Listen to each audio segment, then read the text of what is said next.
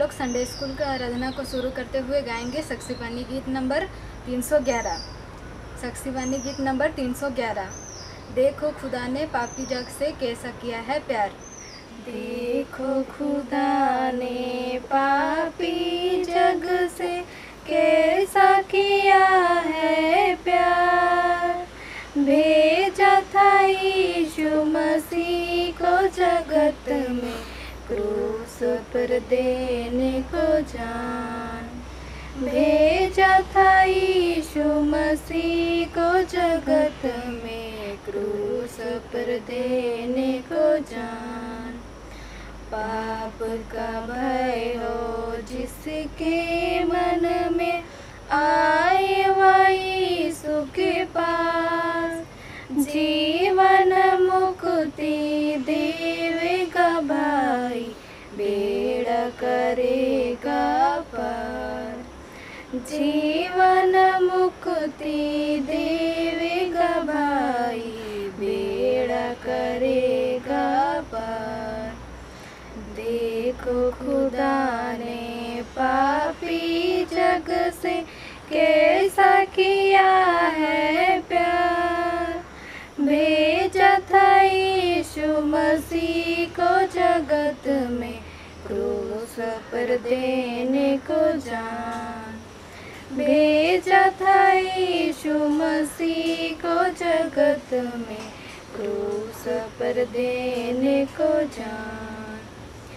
यीशु मसीह ने आन जगत में प्राण कियो बलिदान। पापी जग के पाप उठाए क्रूस पर दे के जान। पापी जग के पाप उठाए क्रूस पर दे के जान। देखो खुदा ने पापी जग से कैसा किया है प्यार। भेजा था यीशु मसीह को जगत में क्रूस पर देने को जान। भेजा था यीशु मसीह को जगत में क्रूस पर देने को जान। आइए हम सब कोई अपने विश्वास दर्पण को मान लेके यूँ कहें।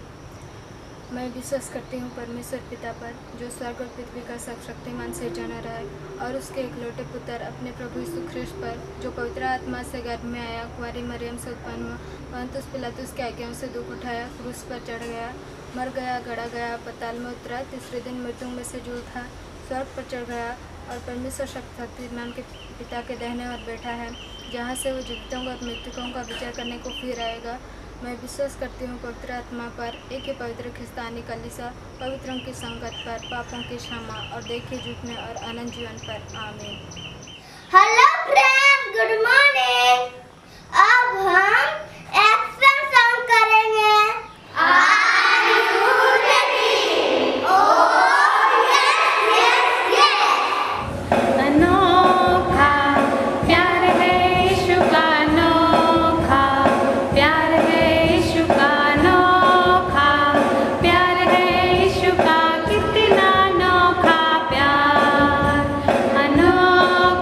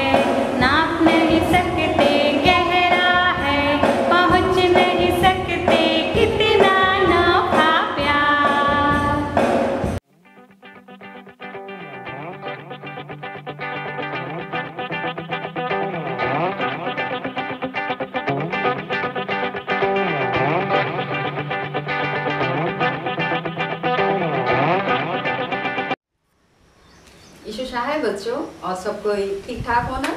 तो चलिए आज का जो संडे स्कूल क्लास है उसको हम लोग आरंभ करेंगे। और आज के क्लास के आरंभ करने से पहले हम लोग प्रार्थना करेंगे। आइए हम लोग इसे प्रार्थना करें।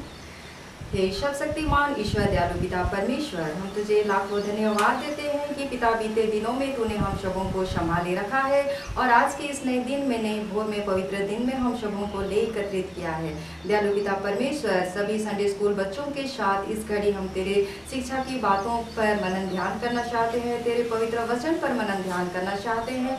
पिता, इन शिक्षा की बातों को ग्रहण करने में तू आके हम हर एक को सुबुद्धि ज्ञान से परिपूर्ण कर, सुस्वस्थ तन मन हृदय दे, ताकि इन शिक्षा की बातों को ग्रहण करते हुए हम इन्हीं वचनों के आधार पर अपना जीवन व्यतीत करने पाएं। दयालु पिता परमेश्वर, सभी बच्चे जो इस घड़ी ऑनलाइन माध्यम से जो संडे स्कूल की शिक्षा को ग्रहण कर रहे हैं, सभी बच्चों को तेरे दयालु के हाथ में मैं सौंप देती हूँ। सबों को सुस्वस्थ जीवन दे और सबों के भविष्य जीवन को भी उज्ज्वलमय बना, ताकि वे सुबुद्धि ज्ञान से परिपूर्ण होते जाएं और आत्मिक जीवन में भी आगे बढ़ते जाएं। हमारे सारे पाप दोष गुनाह अपराधों को क्षमा कर और ऐसी दीन धन्यवादी प्रार्थना जैसे शून्य और स्वराज मिटाना कर। आमीन। तो जैसे कि बच्चों हम लोग पुराने नियम से पढ़ते आ रहे हैं और पुराने नियम से हम लोग दानियल की पुस्तक में से पढ़ते आ रहे हैं। तो हम लोग जैसे देखे राजा नबूकदनेस्सर के समय में दानियल के कार्यों को देखें और आज फिर से एक और राजा के समय में हम लोग दानियल के कार्यों को देखेंगे। तो आज का जो टॉपिक दिया गया है वह है दानियल भविष्यवक्ता बेलशास्सर और दारा के समय में। यह तो हमें दानियल के पुस्तक के जो 5वीं अध्याय और 6वीं अध्याय में मिलता है, पर आज हम लोग दानियल 5वीं अध्याय पर मनन ध्यान करेंगे।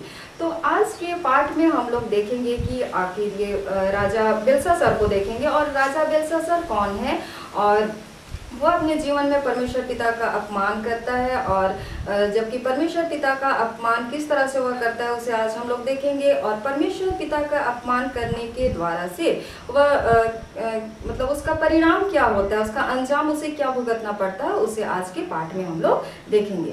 तो जैसे कि यहाँ लिखा हुआ है, नबूकदनेस्सर के बाद उसका बेटा बेलशास्सर बबूल का राजा हुआ। पर यहाँ हम लोग मैं कुछ बोलना चाहती हूँ क्योंकि कई इतिहासकार और कई पुस्तकों से हमें यह सूचना या जानकारी मिलता है कि जो नबूकदनेस्सर राजा था और उसका जो दूसरी पत्नी थी और उसका जो बेटा जिसका नाम था नबोनिदस, और नबोनिदस का पुत्र बेलशास्सर था। तो यहाँ पर जबकि लिखा गया है नबूकदनेस्सर को बेलशास्सर का पिता कहा गया है, तो हो सकता है यह भूतपूर्व राजा के अर्थ में लिया गया है। खैर हम लोग आगे देखेंगे कि आखिर राजा बेलशास्सर के समय में क्या हुआ था। तो जैसे ही हम लोग 5वीं अध्याय को खोलते हैं तो हम लोग एक बहुत बड़ी पार्टी होता हुआ देखते हैं, एक बहुत बड़ा भोज, एक बहुत बड़ा ज्योनार होते हुए हम लोग देखते हैं। तो राजा बेलशास्सर जो कि एक बहुत बड़ी भोज का आयोजन करता है, एक बहुत बड़ी पार्टी का ऑर्गेनाइज करता है और उस पार्टी में है जो बहुत सारे प्रधान, यहाँ की तक कि हजारों प्रधान उसमें शामिल थे और उपस्थित थे। यहाँ पर मैं एक सवाल पूछना चाहती हूँ बच्चों, आजकल खासकर हम यह लोगों के यंग जनरेशन में देखते हैं आजकल की पार्टियाँ, ऐसा कौन सा चीज़ है जिसके बिना हमारी पार्टी अधूरी लगती है? हाँ मुझे पता है, आप लोगों को पता है, वह है बियर। आप लोग ड्रिंक तो नहीं करते हैं ना, और कभी लाइफ में ड्रिंक मत कीजिएगा क्योंकि यहाँ वचन लिखा है, परमेश्वर का वचन जैसा हमें मिलता है इफिसी 5 उसका 18 में, दखलत से मतवाले ना बनो क्योंकि इससे लूचपन होता है। और सभी को हम लोग जानते हैं कि जब हम लोग नशे में होते हैं तो उठपटांग की हरकतें करने लगते हैं और उसी वक्त हम लोग जो है हमारे काम काज को ठीक तरह से नहीं करते और हर एक बुराइयां वहीं से शुरू होती है। तो मेरा रिक्वेस्ट है कि आप लोग लाइफ में कभी भी नशा मत कीजिएगा, ड्रिंक मत कीजिएगा। खैर हम लोग अब अपने पाठ में जाते हैं। तो जबकि वह बहुत बड़ी पार्टी ऑर्गेनाइज हो रहा था, चल रहा था, तब राजा जो है एकाएक यह आज्ञा देता है कि जो राजा नबूकदनेस्सर के समय में जो यहूदियों का जो यरूशलेम के मंदिर में से जो सोने चांदी के जो पात्र, पवित्र पात्र थे, उन्हें ले आकर इस भोज में लाया जाए। तो राजा यह ऑर्डर देता और राजा के आज्ञानुसार जो पवित्र मंदिर की जो पवित्र पात्र थे, जो सोने चांदी के पात्र थे, उन्हें जो है उस भोज में लाया जाता है। अब राजा क्या करता है ना, उस भोज में उन पवित्र पात्रों पर वह अपने रखैलियों के साथ, अपने रानियों के साथ और जितने भी प्रधान वह उपस्थित थे, मंदिर के उस पवित्र पात्रों पर वह जो है शराब पीने लगता है, वह मदिरा पीने लगता है। और साथ ही साथ वे लोग क्या करते हैं ना, जो सोने चांदी और जो काठ के मूर्तियां थी, जो पत्थर के देवी देवताओं थे, उनकी वे लोग स्तुति उपासना करते हैं। तभी अचानक क्या होती है ना, एक दृश्य उन्हें दिखाई देता है। तो अचानक से क्या होता है ना, एक मनुष्य का हाथ का जो उंगलियों की तरह दीवार पर कुछ दृश्य दिखाई देता है और वह उंगली दीवार पर कुछ लिखने लगती है। अब राजा यह दृश्य देख के बहुत ज़्यादा भयभीत हो जाता है कि अरे ये क्या हो रहा है, क्या लिखावट है वह, और ना ही वह जो राजा उस लिखावट को ना ही वह पहचान पाता है, ना ही वह पढ़ पाता है। अब राजा के मन में बहुत ज़्यादा भय चढ़ जाती है। अब वह अपने जितने भी जो तांत्रिक थे, विद्वान थे, उन्हें बुलाता है और यह कहता है कि जो कोई भी उस लिखावट को पहचान कर उसे पढ़ पाएगा, उसका अर्थ को अगर मुझे बतला पाएगा, तो मैं जो हूँ उसको, उस व्यक्ति को जो बैजनी रंग का वस्त्र पहनाया जाएगा, उसे सोने का कंठमाला दिया जाएगा। और राजा कहता है कि मेरे बाद वही तीसरा राज्य पर प्रभुता करेगा। पर देखा जाता है कि जितने भी विद्वान उपस्थित थे, जितने भी तांत्रिक कास्ती वहाँ थे, उनमें से ऐसा कोई भी नहीं निकला जो कि उस दीवार में उस लिखे गए उस लिखावट को वे पढ़ सके या तो फिर उसका अर्थ भी बतला सके। ऐसा कोई भी नहीं निकला। तब रानी आती है और राजा को बतलाती है कि राजा नबूकदनेस्सर के वक्त में दानियल भविष्यवक्ता था और वह राज्य में है, जबकि वह ऐसा भविष्यवक्ता है जो कि नबूकदनेस्सर के समय में वह जो उसको स्वप्न का अर्थों को बतलाया था। और दानियल में जो पवित्र ईश्वरों की आत्मा रहती है उसके बारे में रानी राजा को बतलाती है। तब जो है दानियल उस भोज में बुलाया जाता है। अब दानियल आते हैं और अब दानियल जो है उस लिखावट को देखते हैं और जरूर करके ही वे उसका अर्थ भी बतलाते हैं। तो दानियल जब ये सब दृश्य देखे और दानियल अब राजा से कहते हैं, सबसे पहले तो दानियल ने बेलशास्सर राजा को यह स्मरण दिलाया कि परमेश्वर ने जो शक्तिशाली नबूकदनेस्सर को किस तरह से, जबकि वह बहुत अहंकारी, बहुत घमंडी था, किस तरह से उस शक्तिशाली राजा को नम्र और दीन बनाया, इसके बारे में दानियल जो है बेलशास्सर को बतलाते हैं, जिसको कि हम लोग 18 से 21 पद में हमें ये सब मिलेगा और ये सब हम लोग लास्ट क्लास में डिस्कस कर भी चुके हैं। तो दानियल यहाँ बेलशास्सर को कहता है कि जब तू अपने पिता के बारे में ये सब कुछ जानता है कि उसके साथ क्या क्या घट चुका है, फिर भी आज तूने ये सब हरकतें करके परमेश्वर का अपमान किया है। राजा जो कि अपने भोज में जो मदिरा पान करके मूर्तियों के लिए यहूदियों का जो मंदिर से लाए गए पवित्र पात्रों का व्यवहार करता है, उसका प्रयोग करता है और इस तरह से वह जो है परमेश्वर का निंदा करता है और यहूदियों और उसके परमेश्वर के प्रति वह अपने घृणा को प्रकट करता है। तो इस तरह से दानियल बतलाता है कि राजा जबकि वह नम्र नहीं हुआ और स्वर्ग के प्रभु के विरोध में वह सिर उठाता है और पवित्र पात्रों में वह दाख मधु पीकर उन्हें अपवित्र किया और साथ ही साथ वह मूर्तियों की जो स्तुति करते हैं, ये सब किया। लेकिन जो है, जो हम लोग का जो सच्चा परमेश्वर है, जो जीवित परमेश्वर है, जिसके हाथ में कि राजा का प्राण है, और उसने उसका सम्मान नहीं किया। तो दानियल राजा को ये सब कहते हैं। और आगे हम लोग देखेंगे कि वह लिखावट, तो वह लिखावट क्या थी अब हम लोग देखेंगे। तो दीवार में जो लिखावट थे वो थे माने माने ताकेल और ऊपर सेन, और जिसका अर्थ है, माने का अर्थ है गणना की गई, ताकेल का अर्थ है तौले गए, और ऊपर सेन जिसका अर्थ है बांटा गया। तो राजा के इस सारे हरकतों को देखकर उसके लिए ये सब चीज़ें लिखी गई थी, और जिसका अर्थ कुछ इस तरह से है, जैसे कि माने जिसमें राजा के लिए कहा गया, परमेश्वर ने बेलशास्सर के राज्य के दिनों की गणना कर ली तथा उसके अंत के दिन को वह निश्चित कर दिया गया। दूसरा, उसने बेलशास्सर का न्याय किया, और जब बेलशास्सर का न्याय किया गया, उसे तौला गया तो वह उसमें असफल पाया गया, जैसे यहाँ लिखा गया है हल्का पाया गया। तीसरा, परमेश्वर बेलशास्सर का राज्य बांटकर उसे मंदियों और फरीसियों को दे देगा। तो यहाँ हम लोग पूरे 25 पद से 28 पद तक हम लोग इसको पाएंगे। और इस तरह से वो जो माने ताकेल और ऊपरशीन का अर्थ हमें बतलाया गया है बाइबल में, पूरे स्पष्ट रीति से हमें इन शब्दों का अर्थ भी बतलाया गया है जो कि राजा बेलशास्सर के लिए लिखे गए थे। और ऐसा होता है कि उसी रात को जो है राजा मतलब उस भोज के बाद हो सकता है उसी दिन उसी रात को राजा मार डाला जाता है। तो प्रिय बच्चों, कई बार हम भी मन वश कर्म से परमेश्वर के विरोध में पाप कर बैठते हैं। तो इसलिए हमेशा प्रार्थना करते रहिए कि प्रभु परमेश्वर आप ही हमारे मन वश कर्म को सुधारे ताकि हम लोग एक अच्छा जीवन व्यतीत करने पावे। और एक ध्यान देने वाली बात है कि आप लोग किसी भी पवित्र वस्तुओं का अपमान ना करें। आप लोग जानते हैं आज हमारे बीच में भी एक पवित्र शास्त्र है, वो क्या है?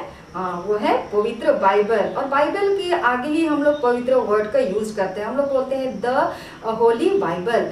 और उसका हम लोग किस तरह से सम्मान करते हैं? जब हम लोग बाइबल को खोलेंगे, उस वचनों को पढ़ेंगे, उस पर मनन ध्यान करेंगे, उसमें लिखे गए सारी आज्ञाओं को जब हम मानेंगे, उसके आधार पर हम लोग जब चलेंगे और बाइबल के लिखे हुए वचनों को जब हम एक दूसरे को सुनाएंगे, तभी जाके बच्चों जो है हम लोग उस पवित्र शास्त्र का सम्मान करते हैं। पर हमें तो सिर्फ संडे को ही बाइबल याद आती है, वो भी संडे स्कूल जाने के टाइम। ऐसे ही होता है ना? तो ये सब ना करें और हर रोज बाइबल पढ़ें। जस्ट इमेजिन कीजिए अगर वही हाथ आज हम लोग के घर के दीवार में आता तो कुछ लिखता, तो हम लोग क्या चाहेंगे कि अगर ऐसा कोई उंगली या हाथ में की उंगली अगर हमारे घर की दीवार में दिखाई दे तो जरूर करके ही हम चाहेंगे कि वो उंगली जरूर करके हम लोग के लिए कुछ अच्छा लिखे। और ये सब कि जब वह किसी भी केस के लिए वह अपना लिखित फैसला को सुनाते हैं। तो स्मरण रहे बच्चों, हमारा जो यह प्राण है वह परमेश्वर के हाथ में है और हम भी एक ना एक दिन तौले जाएंगे, हमारा भी न्याय किया जाएगा। इसलिए जीवन भर भले कामों को करते रहिए। जितने दिन तक का जीवन काल है हमारा, उन जीवन कालों में हम भले कार्यों को करते जाएं, क्योंकि एक दिन हमारा भी अच्छे और बुरे कर्मों का हमारा न्याय किया जाएगा। तो जैसे कि हम लोग जानते हैं दूसरे आगमन में यीशु मसीह के जो दूसरे आगमन में वह आएगा और न्याय सिंहासन के सम्मुख जब वह उपस्थित होगा और हम लोग जब यीशु मसीह के न्याय सिंहासन के सम्मुख में उपस्थित होंगे तो हम लोग जो है उसके सम्मुख में निर्दोष निष्कलन निष्कपट पाए जाए। तो ये कोशिश जरूर कीजिएगा और जीवन भर भले कामों को करते रहिए। तो प्रभु परमेश्वर से हमेशा मेरी यही प्रार्थना है कि आप सभी कोई बाइबल वचन को पढ़ते रहिए, उस पर मनन ध्यान करिए और एक दूसरे को सुनाते रहिए, क्योंकि प्रभु यीशु का प्यार हम सबों के साथ हमेशा से था, है और हमेशा रहेगा। तो इन्हीं सभी शिक्षा की बातों के साथ आप सबों को फिर से हैव ए नाइस डे और यीशु सहाय।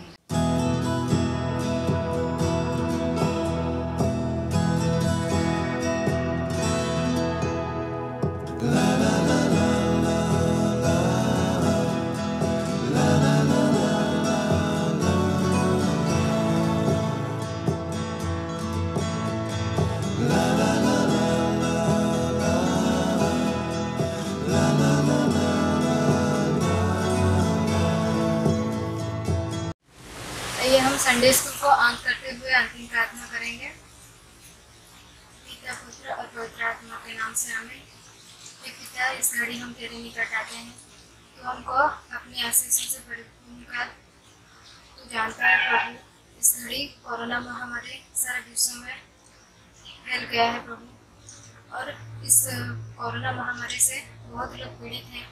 इस वजह से कोई संडे स्कूल बच्चा कहीं जा नहीं पा रहे प्रभु, तेरे स्तुति महिमा कर नहीं पा रहे प्रभु। तू उन सबको आशीर्वाद दे, सबको भला चंगा पान कर प्रभु, सबको यह ठीक हो के और एक बार तेरी महिमा स्तुति करने पाएंगे प्रभु। सब गिरजा जा पाएंगे, सब संडे स्कूल जा पाएंगे प्रभु। सबको जितने भी पीड़ित है सबको भला चंगा पान कर प्रभु। ये सुबह इस महामारी में जितने भी लोग इधर उधर जा नहीं पा रहे हैं, तेरे आराधनालय आ नहीं पा रहे हैं, इस समय प्रभु हम इस ऑनलाइन वीडियो में उनको तेरे वचन, तेरे संडे स्कूल क्लास उनके पास पहुंचाने के लिए सब कर रहे हैं प्रभु। तू हमको आशीर्वाद दे ताकि हम अच्छा से कर पाएंगे। ये सुबह जितना भी आगे पीछे जितना भी हम बीते दिनों में, आने वाले दिनों में हम जो भी पाप बुराई किए हैं और करने वाले हैं उसे रोक प्रभु, और जितना भी किए हैं उन सबको क्षमा कर प्रभु, ताकि हम अच्छे बन पाएंगे प्रभु। प्रभु तो आशीर्वाद दे, हम सब अच्छे से रहेंगे और हमारे सब पापों को क्षमा कर, और तू अपने आशीषों से हमको परिपूर्ण कर प्रभु। और क्या मांगेंगे प्रभु, तो हम तो अंतर्यामी परमेश्वर पिता है प्रभु, सब जानता है हमें क्या चाहिए, क्या जितना भी हमको बातें टूटे है सबको परिपूर्ण कर प्रभु। और हम तेरे निकट आए हैं और तो हमारे सारे प्रार्थना को सुन प्रभु। इस छोटी सी प्रार्थना तेरे पुत्र प्रिय प्रभु यीशु ख्रिस्ट मसीह के नाम से मांगते हैं, जैसे सुन और स्वर्ग राज्य में ग्रहण कर, आमीन।